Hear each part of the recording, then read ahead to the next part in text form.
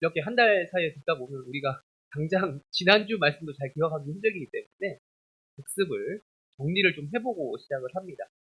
연속되는 총 15편, 15편의 시의 특징이 있습니다. 하나의 주제가 있죠. 제목이 똑같아요. 뭡니까? 성전에 올라가는 노래다라고 시편 우리 132편 앞에 보시면 그리고 120편부터 쭉 그렇게 적혀져 있습니다. 그렇다면 성전에 올라가는 목적이라는 게 있잖아요. 목적은 무엇입니까? 우리가 지금 아침 7시부터 심지어 설 명절인데 이곳에 와 있죠. 여기 와 있는 목적과 똑같습니다. 뭐 하러 왔습니까? 우리 예배를 드리러 왔습니다. 마찬가지로 구약시대에는 성전에 올라가는 목적이 이와 비슷했어요. 예배라고 표현하기는 좀 그렇지만 좀 더 직접적으로 말하면 제사를 드리러 올라갔습니다. 제사가 곧 예배다라고 얘기할 수도 있겠지만 아무튼 제사를 드리러 성전에 올라가는 사람들이 있었어요. 이 사람들을 가리켜서 뭐라고 불렀냐면 순례자라고 불렀습니다. 우리 중에는 대부분 이 해림교회 주변에 사실 거라 생각합니다. 물론 좀 멀면 강동 그럴 텐데요. 이때 당시는 성전이 한 군데밖에 없었어요. 어디 있었을까요? 예루살렘에 있었습니다. 예루살렘에 매주 갔던 건 아니고요. 1년에 3번 절기에 맞춰서 올라갔죠. 3번이 뭡니까? 6월절, 7.7절, 초막절이라고 하는 이스라엘의 3대 절기가 1년에 3번 있었어요. 그걸 맞춰서. 그걸 바꿔서 이제 우리가 설과 같은 것을 가리켜서 명절이라고 부르듯이 그 사람들도 이것을 명절이라고 불렀어요. 3가지 절기. 이것을 지키기 위해 예루살렘에 있는 성전에 올라갔습니다. 마침 우리가 아까 제가 방금도 말씀드렸던 것처럼 오늘이 우리가 민족 고유의 명절인 설입니다. 설인데 우리는 설이나 추석과 같은 명절에 어디로 가죠? 주로? 귀향길에 고향으로 갑니다. 고향으로 갑니다만 반면에 이스라엘 사람들은 거꾸로예요. 절기 때, 명절 때마다 어디로 가요? 귀성길에 오릅니다. 서울로 가는 거예요. 예루살렘으로 가는 거예요. 예루살렘에 있는 성전에 가서 제사를 드리러 가는 것입니다. 그렇게 먼 길을 떠나는 것도 감수하고서라도 이 절기를 지키기 위해서는 성전이 예루살렘에 한 군데밖에 없었기 때문에 거기에 올라가야만 했다라는 거예요. 이러한 행위를 가리켜서 먼 길을 떠나는 것을 순례한다라고 했고 이 행위를 하는 사람들을 순례자라고 불렀고요. 이 순례자들이 가면서 올라가면서 부르는 노래, 성전에 제사 드리러 올라가면서 부르는 노래가 성전에 올라가는 노래다라고 합니다. 우리가 계속해서 살펴본 것처럼 이 성전에 올라가는 노래는 120편부터 한 편 한 편 한 편이 다 똑같은 주제를 담고 있지만 그 스타일이 달라요. 달라요. 그래서 오늘 132편에 나와 있는 것은 어떤 스타일인가 좀 살펴보자는 것이죠. 특별히 132편 같은 경우는 매우 깁니다. 1절부터 18절까지 있어요. 그래서 지난 12월에 먼저 제가 1절부터 10절까지 먼저 했어요. 그리고 끊고 오늘 11절부터 18절까지 나머지 본문으로 설교를 하려고 합니다. 우리 11절 다 같이 한번 읽어보겠습니다. 들어가면서 11절 다 같이 한번 또 읽겠습니다. 시작!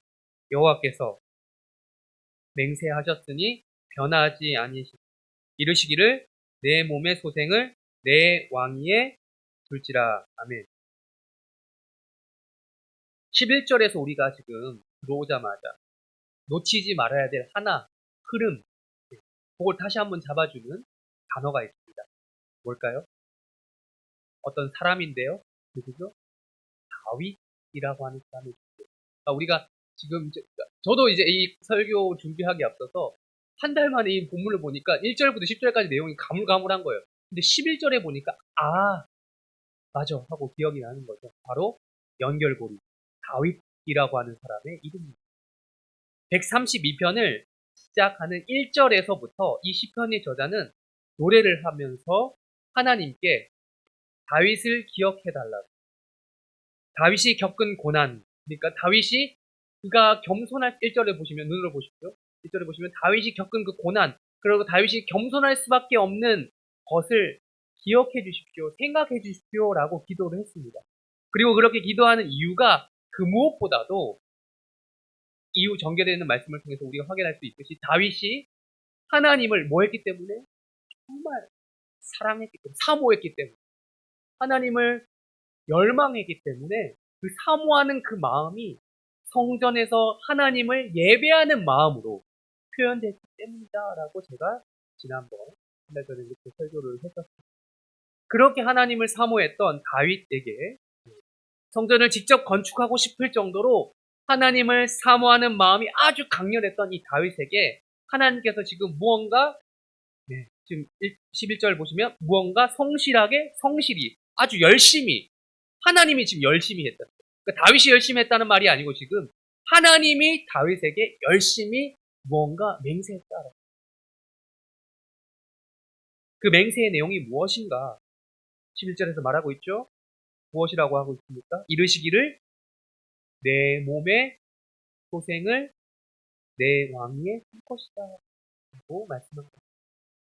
그런데요, 이 말씀은 시편 132편에만 기록된 말씀이 아니에요. 여기에만 적혀있는 말씀이 아니에요. 지난달에 제가 132편 1절에서 10절까지 그 설교 제목이 월드컵 응원이었는데 기억하실지 모르겠어요. 그때 예배 오셨거든요. 월드컵 응원이라고 하는 제목으로 설교할 때도 언급했던 본문입니다. 다른 본문. 사무엘하 7장에 보면 병행 본문이라고 하죠. 이제 같이 볼 수 있는 이 병행 본문인 사무엘하 7장에서도 이미 이러한 말씀을 하셨습니다. 다윗은 하나님께 성전을 사무엘하 7장 전체를 보면 다윗은 하나님께 성전을 지어드리고 싶습니다. 내가 하나님께서 나에게 이 왕의 자리를 허락한 게 너무 감사합니다. 나를 죽음의 위기에서 건져내 주신 것도 너무 감사한데 나를 높이셔서 왕위에 오르신 그 하나님께 너무 감사한다고 하면서 내가 하나님께 무엇을 보답할까 하면서 성전을 제가 지어드리면 안 될까요? 라고 했다가 하나님이 안 돼. 넌 아니야. 라고 거절하시는 장면이 사무엘하 7장의 전체예요. 하나님께서 다윗 자체를 거부하신 게 아니라 다윗의 그 마음은 받으시되 성전을 짓지는 않게 하시는 그런 내용이었어요. 마음만은 받으셨어요. 그리고 정말 이 다윗을 기특하게 생각하셨습니다. 그리고 이런 대답을 하신 거죠. 우리 한 절만 찾아볼게요. 우리 사무엘하 7장 한 절만 지금 이 본문 잡아두시고요. 한 절만 찾아서 읽겠습니다. 사무엘하 7장입니다. 7장에서도 많은 내용이 있지만 16절 한 절만 읽을게요. 사무엘하 7장 16절 읽겠습니다. 시작. 내 집과 내 나라가 내 앞에서 영원히 보존되고 내 왕위가 영원히 견고하리라 하셨다. 자, 이 내용과 다시 뒤로 넘어 시편 132편으로 뒤로 넘어와서 보시면 11절, 12절, 11절, 12절 다시 읽어볼게요. 132편 11절, 12절 읽겠습니다. 시작. 여호와께서 다윗에게 성실히 맹세하셨으니 변하지 아니하실지라 이르시기를 내 몸의 소생을 내 왕위에 둘지라 내 자손이 내 언약과 그들에게 교훈하는 내 증거를 지킬진대 그들의 후손도 영원히 내 왕위에 앉으리라 하셨도다. 아멘. 비슷한 말씀이 나오죠. 언약, 후손, 소생, 왕위, 이런 내 집, 이런 말들이 비슷한 말들이 반복이 됩니다. 네, 그래요. 이 사무엘하 7장 16절은요. 시편 132편의 11절, 12절과 똑같은 말을 하고 있는 거예요. 이것을 가리켜서 이 부분을 가리켜서 전문적인 용어, 신학을 배우면 신학을 안 배워도 요즘에 책을 읽어도 나오는 건데 이것을 가리켜서 다윗 언약이다라고 정리하고 있어요. 다윗 언약. 다윗과 하나님이 어떤 언약을 맺었다라는 거예요. 약속을 했다라는 거예요. 언약을 체결하는 장면. 특별히 지금 이 언약의 내용의 주된 내용이 뭐냐면 왕위 계승에 대한 부분을 약속하시는 거예요. 이걸 가리켜서 언약 혹은 맹세라고 부르는 것입니다. 하나님이 그렇게 이 다윗의 왕위를 견고하게 하시겠다. 내가 너의 왕위를 흔들리지 않고 너의 후손과 후손에게 잘 이어지게 하겠다라고 하는 의지를 성실히 맹세하신 거예요. 표명하신 거예요. 그런데 이 언약의 내용, 그러니까 맹세라고 했죠. 맹세의 내용치고는 우리가 얼핏 그걸 읽어보면 이 정도냐? 라는 생각이 들 수도 있어요. 왜냐하면요. 다윗이 지금 왕위에 오르기 전이 아니죠. 지금 이 말씀이 주어진 때는 다윗이 왕이 되고 난 이후의 이야기란 말이에요. 그러니까 다윗이 왕이란 말이죠. 다윗이 왕이니까 다윗의 핏줄을 이어받고 태어난 자식은 즉 그의 소생이 왕위에 오르는 것은 너무나도 순리예요, 순리. 자연스러운 일이라는 거죠. 당연한 일이에요. 어려운 일을 되게 해주겠다가 아니라 너무나도 당연한 일을 맹세까지 하면서 약속해 준다라고 하니까 이게 좀 이 정도로 이렇게 할 말씀인가? 하는 생각이 들 수도 있다라는 거예요. 그래요. 예로부터 왕정 사회, 왕정 시대에는 왕이 계승 원칙, 승계 원칙이라는 게 있어요. 왕이 죽으면 또 다른 왕, 새로운 왕이 세워져야 돼요.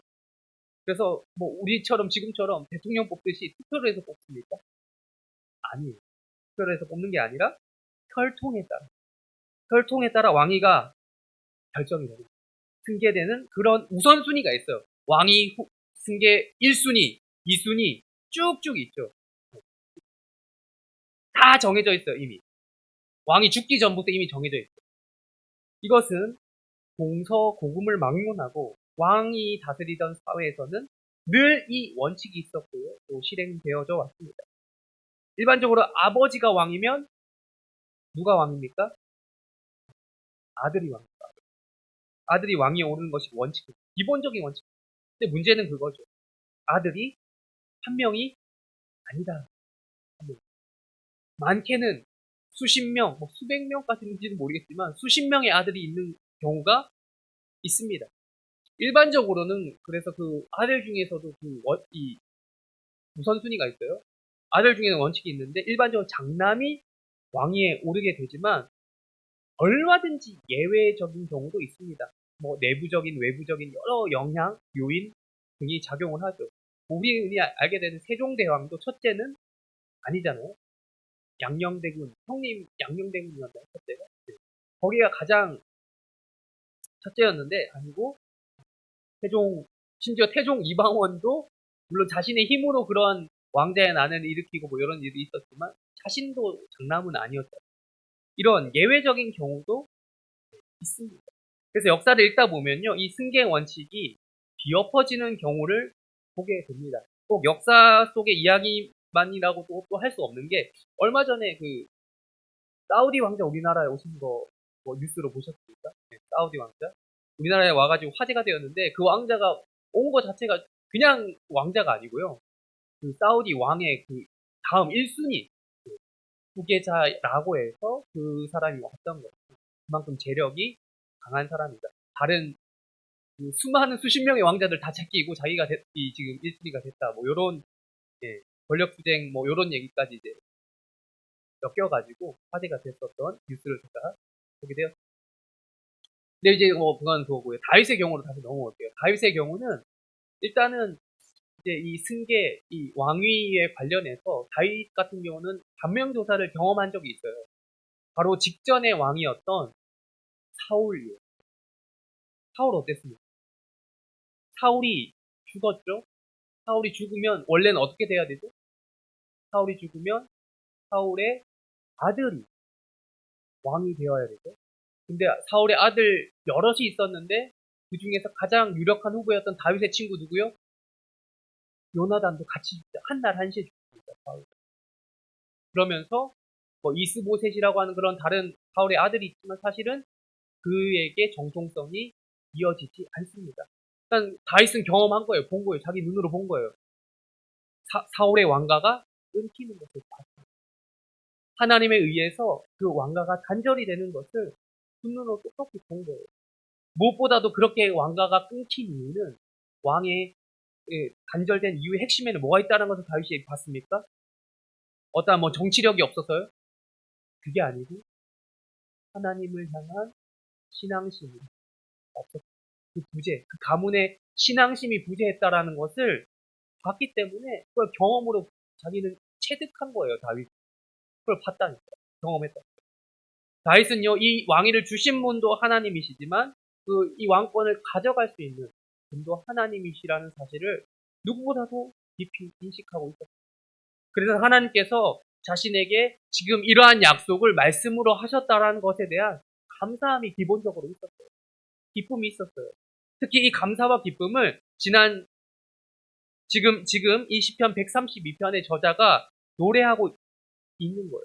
있는데 지금 제가 지난번에 설교 때도 말씀드렸지만 이 시편 132편의 저자로 추정되는 인물이 누군지 제가 말씀드렸던 거 기억하십니까? 누구죠? 다윗을 이야기하고 있지만 다윗이 쓴 게 아니에요. 누가 썼다고 강력하게 뭐 저자라고 딱 성경에 안 적혀져 있어서 뭐 단정은 못 짓지만 누구로 추정이 되죠? 다윗의 아들인 솔로몬. 솔로몬. 즉 다윗 언약이라고 아까 불리는 그것의 첫 번째 수혜자가 솔로몬인데 이 솔로몬의 처지를 생각해 보세요. 솔로몬이 장자였습니까? 아니, 솔로몬은 장자가 아니에요. 그 승계 원칙에 따르면 솔로몬은 절대로 왕위에 오를 수가 없어요. 다윗 언약의 내용을 살펴보면요, 그 후손이 솔로몬이다 라고 콕 집어서 이야기해주고 있지 않아요. 솔로몬이 태어나기 전에 이미 그 말씀을 하나님 주셨다니까요. 태어나기도 전에. 그래서 솔로몬이라고 지정된 적이 없어요. 그리고 솔로몬 위에 배다른 형들, 암논이라든지 압살롬이라든지 등 왕위에 충분히 올라도 괜찮을 만한 실력자들이 있었습니다. 게다가 솔로몬의 어머니 바세바 기억해 볼까요? 바세바는 다윗의 아내들 중에서도 제일 마지막 아내였을 뿐만 아니라 다윗의 아내가 어떤 방식, 어떤 그걸 거쳐서 왕의 아내가 됐죠? 스캔들이 있었어요. 도덕적인 어떤 논란이 있었겠죠. 거기서 자유로울 수가 없었을 거예요, 분명히. 다른 아내들에 비해. 그러니까 왕이 계승 순위에서 솔로몬은 상식적으로 보면 끄트머리였던 거예요.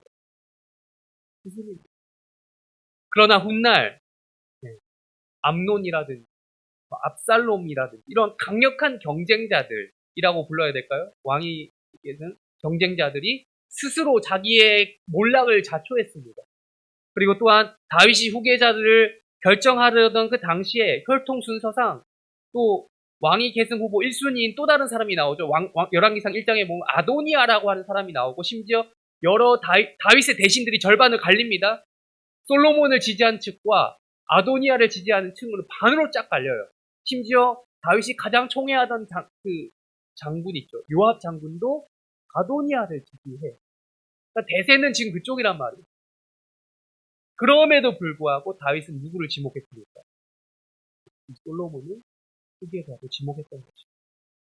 물론 성경은 다윗의 심리 상태에 대해서 이야기해요. 다윗이 뭐 이러저러해서 다윗이 뭐 밧세바를 정말 이뻐해서 내가 그런 이유에 대해서 성경은 기록하고 있지 않습니다. 일일이 표현하고 있지 않지만 다윗은 이미 솔로몬을 찍어두었어요. 그렇다고 이야기해요. 아마도 우리가 지금 이 시편 132편 말씀과 사무엘하의 그런 이 전반적인 정황을 보았을 때 아마도 다윗의 그 마음은 자신이 하고자 했던 수건 사업 뭡니까? 지금 뭐와 다 연결되고 있어요? 성전 건축을 할 만한 인물이 누구다라고 판단했던 거죠? 솔로몬. 하나님이 콕 집어서 솔로몬이라고 말했는지 안 했는지 성경에 안 나와 있어서 모르겠지만 아무래도 이러한 인물이 솔로몬이다라고 나아가 솔로몬에게 후계자를 물려주는 구도가 하나님의 뜻이다라고 판단했던 거예요. 이렇게 다윗은 숨을 거둘 때까지도 자신의 관심사를 어디에 두었던 거예요? 누구 자식 챙겨줄까? 이게 아니고 어디에 두었다고요? 성전 건축. 어떤 유산을 이 왕위를 누구에게 물려줄까? 그런 정치적인 계산이 아니라 이 성전 건축을 누가 할 수 있을 것인가? 내가 정말 하고 싶었던 우리 가문의 권 누가 할 수 있을 것인가? 이거에 포커스를 두었던 거예요. 그래서 다윗의 여러분 성경 말씀 읽으시면 아실 수 있듯이 성전 건축 실행만 안 했지 다 모든 백업을 준비를 다윗이 다 해놓고 갔어요. 그리고 솔로몬은 하기만 하면 됐던 이런 상황이었어요. 그래서 이런 뭐 절차상이라든지 행정적이라든지 이런 준비를 다 해놓고 아들 솔로몬에게 왕위를 물려줬어요.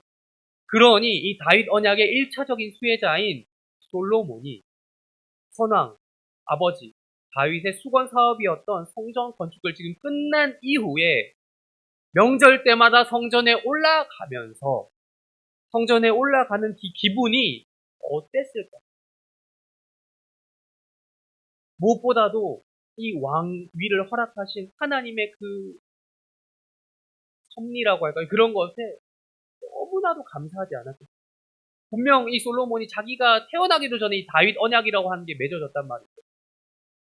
그 현장에 있었던 것은 아니지만 그럼에도 불구하고 언약의 혜택을 누리는 자로서 그 기업을 물려받게 된 사람으로서 왕위를 승계받은 사람으로서 당당히 선왕의 의지를 이어받아 성전 건축 사업을 성공적으로 마무리한 다음에 이렇게 하나님께 감사와 찬양을 그리고 영광을 올려드리고 있는 거예요.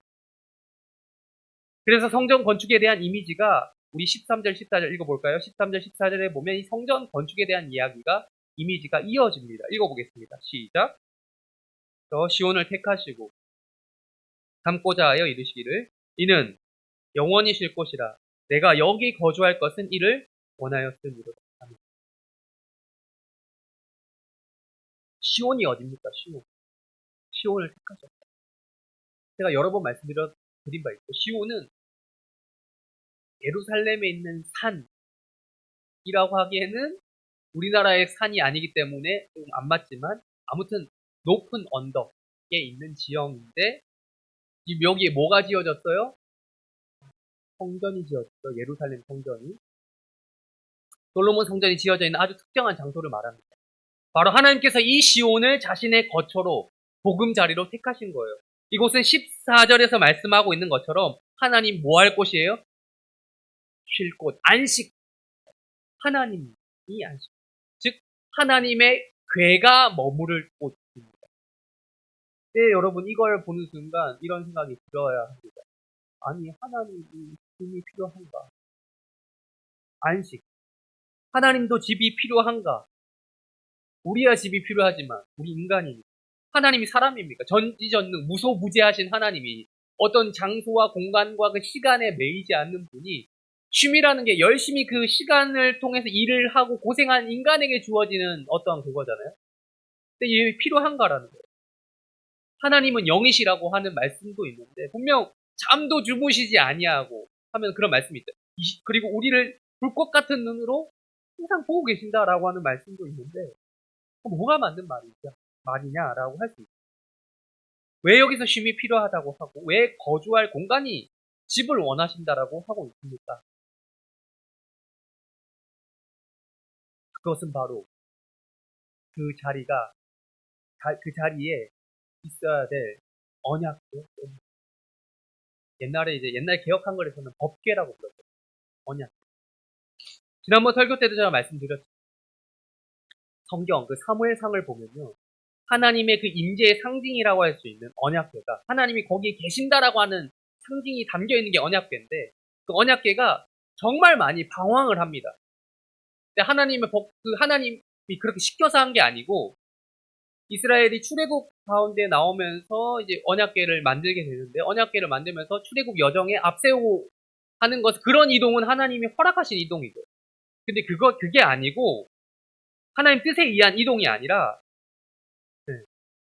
슬프게도 이스라엘 역사가 보여줄 때 그 언약궤는 하나님의 그 영광이 담겨 있는 그 언약궤가 그에 걸맞지 않은 취급을 받는 거예요. 주객이 바뀐 거예요. 어떻게? 언약궤가 하나님의 영광에 의해를 상징하면서 이렇게 옮겨 다니는 것이 아니라 사람의 영광에 동원되기 시작하면서 이리저리 옮겨 다니는 거예요. 하나님 뜻과 상관없이 언약궤를 앞세우기만 하면 무조건 전쟁에서 승리한다라고 하는 이상한 공식이라고 할까요? 미신이라고 할까요? 그게 생겨나기 시작했어요, 이스라엘과. 그러면서 엘리 제사장 기억하시죠? 목이 부러져서 죽은 그 사람. 맞나요? 목이 부러져서 죽은. 그때 블레셋과의 전쟁에서 언약궤를 내세웠어요. 그렇게 하면 무조건 이길 줄 알아요. 근데 어떻게 됐어요, 결과? 졌죠. 심지어 그 언약궤를 빼앗깁니다. 적이. 온 이스라엘이 그것 때문에 충격에 빠졌어요. 이것만큼은 안 그럴 줄 알았어요. 적군에게 여러분 아군의 깃발을 빼앗기면 그거를 수치심으로 여깁니다. 전쟁에서. 그 영화를 제가 본 적이 있는데 로마군이 분단을 상징하는 독수리 깃발이 있어요. 그걸 뺏기니까 그 깃발을 되찾기 위해서 목숨을 걸고 들어가더라고요. 적진은. 왜냐하면 독수리 깃발은 곧 로마군의 영광이기 때문에. 언약궤는요, 그것과 비교할 수 없는 하나님의 영광을 담고 있단 말이에요. 하나님이 임재한 거나 마찬가지다라고 하는 그 의미를 담고 있단 말이에요. 그런데 그 언약궤가 지금 사람의 손에 의해, 사람의 의지에 의해서 이리저리 떠돌아다니고 있다. 블레셋의 여러 도시를 또 돌아다녔고, 우여곡절 끝에 이스라엘로 반환이 되었지만, 그것도 뭐, 원해서가 아니라 블레셋이 재앙을 자꾸 겪으니까 그게 싫어가지고 반환을 했는데, 그 이스라엘 안에서도 여러 가지 문제가 있어요. 제자리를 찾지 못했어요. 이게 바로 뭘 나타내냐면 사람의 손으로, 사람의 의지로 하나님의 영광을 감히 컨트롤 하려다가, 움직여 보려고 했다. 이렇게 하려고 저렇게 해보려고 하다가 재앙이 찾아왔어요. 이 배경을 다윗은 너무나도 잘 알고 있었어요. 심지어 다윗도 그걸 경험했죠. 우사의 그 법궤를 만지는 사건을 다윗이 봤잖아요. 그 사람이 즉시로 죽는 걸 봤잖아요. 근데 이 언약궤를요, 안정된 장소에 다윗은 모시고 싶어. 이리저리 이제 옮겨 다니는 게 아니에요. 하나님이 막 그런 공간에 매이는 분이 아니라, 하나님이 성전이라는 공간에 갇혀서 그런 게 아니라, 이 하나님 영광이 이리저리 막 사람의 손에 이렇게 훼손되는 것 같이 보이는 것을 다윗은 용납할 수 없었다라는 거예요.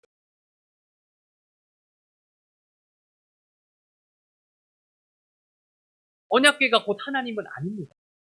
아닙니다만 그 상징하는 바가 하나님의 임재였기 때문에 그나마 이 땅에서 영적인 것을 우리가 눈으로 보지 못하고 살잖아요. 영적으로 보고 살지 못하는 이 땅 가운데 하나님의 영광을 체험할 수 있는 그 방식이 언약궤라고 하는 물건으로 주어졌다는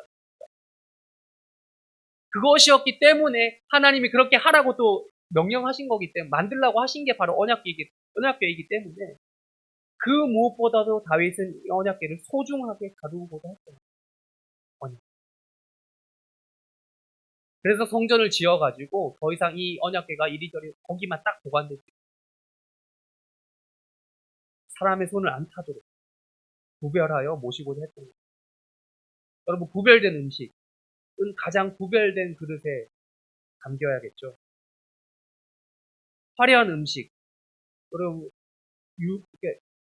정말 좋은 분에게 내가 대접하고자 하는 분에게 대접해드릴 음식 집에서 쓰는 그냥 아무 그릇에다 드릴 수 있습니다. 아니 가장 화려한 음식은 가장 화려한 그릇에 담깁니다. 선물 또한 그렇습니다. 명절 때마다 우리가 선물을 주고 받는데요. 내용물이 비싸고 좋은 것이면 당연히 그걸 싸고 있는 포장 또한 그래야 돼. 좋아야 돼. 마찬가지로요. 언약궤가 구별되어 있기 때문에 성전이라고 하는 것 또한 구별되어야 합니다. 언약궤가 거룩하기 때문에 성전 또한 거룩해야 되는 거죠. 거룩한 것은 가장 거룩한 곳에 담겨져 있어야 합니다. 이것이 성전 건축이 가지고 있는 의미 혹은 가치라고 할 수 있습니다. 다윗이 가졌던 이 그림이요. 바로 이 성전 건축의 사업의 정신을 가장 잘 계승해서 실행할 수 있는 사람이 누구라고 판단했다고요? 누구요? 솔로몬. 그래서 이 솔로몬은 다윗의 정신을 가장 잘 계승해서 왕위를 이었고 성전 건축을 실행하였습니다. 그리고 오늘 우리가 읽은 이 시편 132편을 노래하면서 그 정신을 이어가고 있다라는 것을 우리가 확인할 수 있습니다. 이어서 15절 우리 한번 읽어보겠습니다. 15절 읽겠습니다. 시작. 내가 이 성에 풍족히 복을 주고 떡으로 그 빈민을 만족하게 하리라. 그렇게 하나님의 거처가 성전이라고 하는 그 안정된 곳으로 지정되었을 때에 어떤 복이 허락이 되는가? 그 백성들에게. 그걸 이야기해 주고 하나님의 영광이 바로 세워지면 그때 허락되는 복이 있다라는 거예요. 그게 무엇이냐? 15절에서 우리가 읽은 것처럼 그야말로 어려운 말이 아니죠. 잘 먹고 잘 사는 겁니다. 잘 먹고 잘 사는. 여러분, 우리가 명절 때마다 누리게 되는 것이 있어요. 바로 평소 때보다 좀 더 잘 먹고 좀 더 잘 사는 느낌을 누리게 되는. 물론 지금 현대에 들어서서 지금 요즘 시대에는 명절과 관련된 장점보다는 문제점이 좀 더 많이 생겨나죠. 과식이라든지 너무 많이 먹어서, 혹은 먹는 것보다 뭐 더 스트레스 받는 일들, 잔소리, 뭐 또 일하는 거, 명절 뭐 관련해서 우리 어머님들 특별히 이런 것들 이 생겨난 것도 있겠지만, 사실 일단 옛날 생각해 보세요. 과거에는 먹을 것이 부족하던 시절에는 설이나 추석 등 명절이 되는 것을 모두가 기대했습니다. 잘했어요. 특별히 설 같은 경우는 세뱃돈을 주고 받는다. 직장도 명절만큼은 보너스를 주지 않아요. 기본적으로 명절이 주는 이미지는, 지금 뭐 왜곡된 거 말고요, 기본적으로 명절이 주는 이미지는 행복입니다. 그런, 괜히 우리가 새해 복 많이 받으세요 라는 말을 하는 게 아닙니다. 물론 믿는 사람이나 믿지 않는 사람이나 새해 인사 문구를 새해 인사를 똑같이 하죠. 새해 복 많이 받으세요 라고 합니다. 그럼에도 우리 기독교인들은 이 모든 복의 근원이 전지전능하신 하나님으로부터 온다는 사실을 또한 믿는 자들이에요. 그래서 새해 복 많이 받으세요 라고 똑같이 말하지만, 좀 더 다른, 좀 더 깊은 의미로 이걸 이해하며 인사를 합니다. 우리는 가장 먼저 하나님의 영광을 위해 이 땅에서 살아가는 사람들입니다. 그 영광을 추구할 때, 여러분 그 영광을 추구하면서 살아가시면, 하나님의 인재를 사모하시면 하나님께서 우리의 육체적인 소원도 조차도 만족 또한 채워주실 것을 믿는 것이에요. 우리의 행복, 즉 잘 먹고 잘 사는 것이 하나님으로부터만 가능하다라는 것을 믿는 자들입니다. 그러니 우리는 사도 바울의 권면에 따라 무엇을 먹든지 무엇을 마시든지 누구를 위해서요? 무엇을 위해서요? 하나님의 영광을 위해서. 주객이 전도되어서는 안 되는 거죠. 하나님의 이 영광을 위해서 살면 우리의 먹고 사는 문제 또한 하나님께서 책임지신다라는 거예요. 무엇보다도 우리 내면 안에, 우리 가운데, 우리 가정 안에, 우리 가정에 하나님의 영광이 안정되어 나누어져야 합니다. 이리저리 왔다 갔다 하면 안 됩니다. 언약궤가, 아까 말씀드렸죠. 언약궤가 블레셋 갔다가 이스라엘 갔다가 그 사람의 그런 목적과 수단에 이리저리 방황하게 되더니 돌아온 게 뭐예요? 결국 죽음이었어요. 인간의 손에. 우리는 그러면 안 되는 거죠. 하나님의 영광을 안정되게 구별하여 나라고 하는 내면의 성전에 모셔드려야 합니다. 우리는 이 나라고 하는 내면의 성전을 우상의 신전으로 바꿔서는 안 됩니다. 그렇게 되면 16절에서 말씀하는 것처럼 영적인 소원 또한 만족하게 됩니다. 16절도 우리 읽겠습니다. 16절 읽겠습니다. 시작. 내가 그 제사장들에게 구원을 옷 입히리니 그 성도들은 즐거이 외치리라. 육체적으로 잘 먹고 잘 사는 것 매우 중요합니다. 그런데 영적으로 채워지지 않으면 소용이 없어요. 우리가 성전에 이렇게 아침부터, 심지어 설 연휴 아침부터 여기 올라온 이유가 있지 않습니까? 그냥 안 드릴 수 없으니 오셨습니다. 그거 아니죠.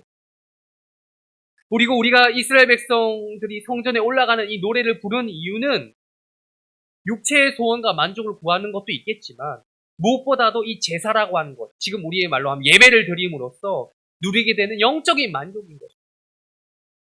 나 대신 제사를 드리면 나 대신 뭔가 희생되잖아요. 나 대신 뭔가 죽잖아요. 내가 죽어야 되는데 그 자리에 뭔가가 죽잖아요. 예배를 드리면서 우리가 뭘 기억합니까? 예수 그리스도의 십자가와 그의 대속을 기억하죠. 나 대신 예수가 죽었기 때문에 그의 피로 인해 내가 구원받았다는 사실을 확인하는 자리가 예배의 자리잖아요. 그렇게 그걸 아는 사실이지만 다시 한번 상기시킴으로써 누리게 되는 영적인 만족이 있다는 거예요. 그 대속에. 이 대속에 대한 확신이 여러분 이 시간 가운데 채워지지 않고 그냥 돌아가게 되면 찝찝하게 되어야 되는 게 당연한 거예요. 그게 불편한 마음이 있어야 되는 거예요. 내가 오늘 십자가의 그 은혜를 내가 정말 이 주일 예배를 통해서 매일 누려야겠지만 이 예배를 통해서 누렸나? 그게 아니면 여러분 사실 몸만 왔다 간 거죠. 성경의 표현대로 하면 뭐 마당 뜰만 밟고 가더라 하는 선지자의 말씀 기억하십니까? 그거 아닙니다. 그런 확신이 있어야 돼요. 16절에서 지금 말씀하시는 것처럼 제사장을 통해서 우리가 매일매일 옷을 갈아입듯이 구원을 입어야 되는 겁니다. 한 번 구원받았는데 뭐 또 갈아입고 옷을 입어. 그게 아니고 하루 입고 나서 더럽혀진 옷을 세탁하기 위해 빨래통에 던지고 다음날 새 옷으로 갈아입잖아요. 그렇듯이 우리의 영적인 생활도 그래야 한다는 거예요. 날마다 우리가 죄를 벗어 던지고 구원의 감격을 옷 입듯이 누려야 된다는 거예요. 우리에게는 영원한 대제사장이신 예수 그리스도가 계시다. 구약 백성들이 누렸던 제사 이상의 그 예배라고 하는 것이 우리에게 주어졌다. 지금 우리가 드리고 있는 이 예배를 통해 예수의 대속을 누릴 수 있게 되는 것입니다. 그리고 그 구원의 감격을 16절에서처럼 누리기 때문에 이 예배 시간에 나와서 찬양하고 16절에서 말씀하고 있죠. 즐거이 외칠 수 있는 것입니다. 마지막으로 17절과 18절을 읽으며 설교를 마무리하겠습니다. 17절, 18절 읽겠습니다. 시작. 내가 거기서 다윗에게 뿔이 나게 할 것이라. 내가 내 기름 부음 받은 자를 위하여 등을 준비하였도다. 내가 그의 원수에게는 수치를 옷 입히고 그에게는 왕관이 빛나게 하리라 하셨도다. 최근에 유행했던 드라마가 있습니다. 오늘 설교 제목을 혹시나 보시고 연상이 되셨던 분들 계십니까? 재벌집 막내 아들이라고 하는 그 드라마가 있는데 그걸 보면서 모 기업의 이야기와 닮았다. 어디 부분이 비슷하고 어디와는 좀 다르다. 뭐 이런 이야기가 여러 이야기를 남겼고요. 특별히 마지막 화에 이르러서 많은 시청자들의 실망을 안겨준 결말. 그 시청자들이 많은 원성을 했던 유튜브 댓글 보니까 가관이더라고요. 거기서도 주요 주제가 보면요. 오늘 10편 132편의 굴자. 기업을 누가 이걸 물려받을 것인가. 그리고 결국 그 드라마에서는요. 막내 아들의 그러니까 막내죠. 막내 쪽으로 기업이 가지 않는 것으로 끝이 나. 모든 것이 꿈이었다. 뭐 이런 식으로 끝나더라고요. 오히려 여러분 성경 말씀이 시청자들의 그 채워지지 않는 그 마음, 판타지라고 하죠. 그걸 채워주는 것 같아요. 채워주고 있어요.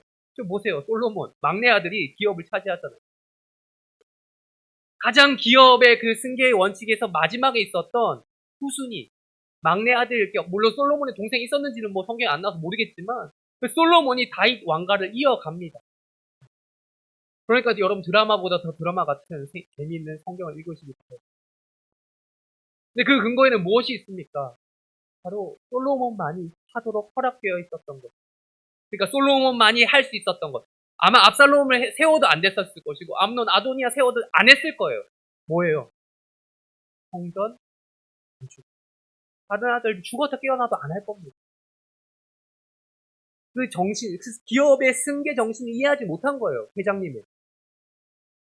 그저 그 자리만 탐하는 거죠. 왕권만, 회장직만 탐하는 거죠. 그러나 솔로몬은 달랐던 거예요. 다윗이 원하는 바를 정확히 알고 있었던 이 솔로몬은 다윗의 후계자가 해야 되는 일을 정확히 알고 있었습니다. 다윗의 유언을 그 누구보다도 충실하게 이행할 수 있는 사람은 솔로몬이었어요. 드라마를 보고 답답해하는 시청자들의 댓글이 유튜브에 약간 많더라고 제가 말씀드렸어요. 그들의 마음을 뻥 뚫어주는 시원하게 해주는 말씀이 18절 마지막에 있어요. 다시 한번 읽어볼까요? 18절 읽겠습니다. 시작. 내가 그의 원수에게는 수치를 옷 입히고 그에게는 왕관이 빛나게 하리라. 네, 그래요.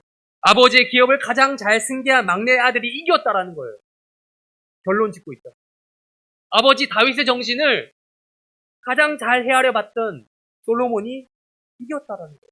그의 원수들은 16절에서 성도들이 허락되는 구원을 옷 입듯이 입는 것이 아니라 반대죠. 수치를 옷 입듯이 입을 것입니다. 그리고 영원히 솔로몬에게 쓰여진 왕관이 빛날 것이고요. 그의 왕권은 견고하게 될 것이다. 여기 그 어떠한 찝찝한 결론, 애매모호한 결말은 없습니다. 성경에 나오다시피 솔로몬의 대적들은 모두 다 사라집니다.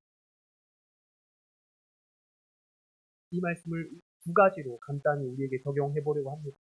첫 번째, 이 말씀을 듣는 우리가 바꿔 말하면 솔로몬과 함께 이 노래를 부르는 우리가 이 맹세, 11절에서 시작하면서 했던 맹세, 언약의 수혜자, 우리 모두가 이스라엘 백성들처럼 우리는 명절에도 이 성전에 올라와 있습니다. 그러면서 똑같아요. 그들과 우리가 지키는 방식이 명절에도 예배를 드립니다. 성전에 올라와 하나님께 찬양하며 예배드림으로 하나님께 영광 돌리기를 기뻐하시는 여러분을 축복합니다. 그 왕이 계승의 복이 흘러 다윗부터 시작된 그 복이 흘러서 예수를 통과해서 예수를 믿는 우리까지 전달이 되었습니다. 이어졌어요. 우리는 영적인 다윗의 자손이고 또한 예수를 믿음으로 받아들이게 된 그리스도 가문의 후계자인 것이에요. 즉 우리에게도 다윗 언약이라고 하는 것이 연결되는 겁니다. 우리에게도 유효한 거예요. 그 유언장, 회장님의 유언장이 우리에게도 적용이 되는 것이죠. 그 기업에서 나오는 모든 복과 혜택이 우리 가운데 주어진 거예요. 거기 드라마에서도 얘기하잖아요. 조준이가 내 손자다. 여러분이 내 자식이다, 내 손주다. 라고 하나님께서 이 말씀을 통해서 솔로몬에게만 말한 게 아니라 이 노래를 부르는 우리한테도 말씀하고 계시는 거예요. 네가 내 아들이, 너는 내 아들이 똑같은 바꿔만 드라마에서 뺏긴 거예요. 이 성경을. 너는 내 아들. 두 번째, 이 맹세의 수혜자는 우리뿐만 아니라 우리의 지금 이 자리에 많이 없어 보이는 우리의 자녀들, 자손들, 후손들까지 흘러가야 합니다. 이 언약이 솔로몬이 태어나기 전부터 주어졌다고 그랬죠. 흘러가야 돼요.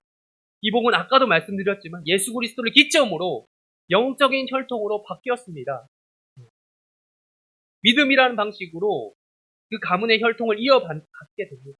무엇보다도 이 새해에 가족 친지들이 모이셨을 때 이 복을 나누시기를 축원합니다.